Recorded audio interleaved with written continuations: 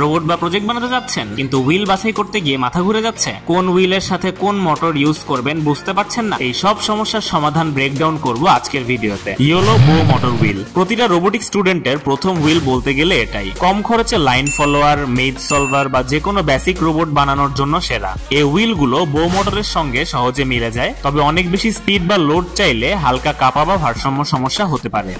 Blue wheel যারা চায় handsome look plus balance performance, এই হুইল তাদের জন্য। রাবার কাভার্ড হওয়ায় মসৃণ ভাবে চলে আর দেখতেও বেশ স্টাইলিশ। 25GA মোটরের সঙ্গে দারুণ কম্বো হয় এটা। হেভি লেভেলের রোবট বা স্মার্ট লুক প্রজেক্টের জন্য একেবারেই ফিট।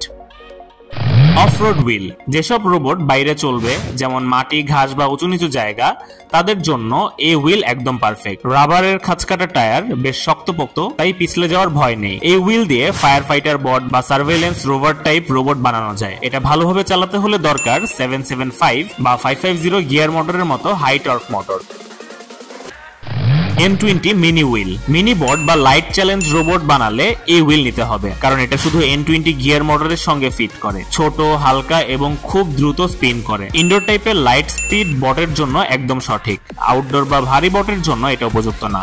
রোটারি হুইল বড় সাইজের বট বানালে বা ভারী প্রোডাক্ট মুভ করাতে গেলে এই হুইল প্রয়োজন হয়। এটা নিজে ঘোরে না, কিন্তু 360 ডিগ্রি যে কোনো দিকে ঘোরার মতো করে ডিজাইন করা। বট ঘুরতে গেলে বা দিক পাল্টাতে গেলে এই চাকা মসৃণ ভাবে দিক অ্যাডজাস্ট করে নেয়। বল ক্রাস্টার হুইল এই হুইল নিজে চলতে পারে না, বরং রোবটকে ভারসাম্য রাখতে সহায়তা করে। সি হুইল বট, প্ল্যাটফর্ম বট বা ছোট বেজে কাজ করা প্রজেক্টে এই হুইল ছাড়া চলে না। এটা ছোট হলেও খুবই গুরুত্বপূর্ণ। 3PI ইউনিভার্সাল মিনি বল ক্রাস্টার ছোট বট বানালে ভারসাম্য ধরে রাখা একটা বড় চ্যালেঞ্জ। এই ছোট ক্যাস্টার সে সমস্যার সহজ সমাধান। চাকা নয়, কিন্তু রোবটের মসৃণ চলাচল নিশ্চিত করতে খুবই দরকারি। স্মুথ সারফেসে ভালো চলে, তবে খসখসে জায়গায় বল আটকে যেতে পারে। আপনার রোবট বা প্রজেক্টকে আরো স্মুথ, স্টেবল এবং গতিশীল করতে যোগাযোগ করুন জেরন টেকে।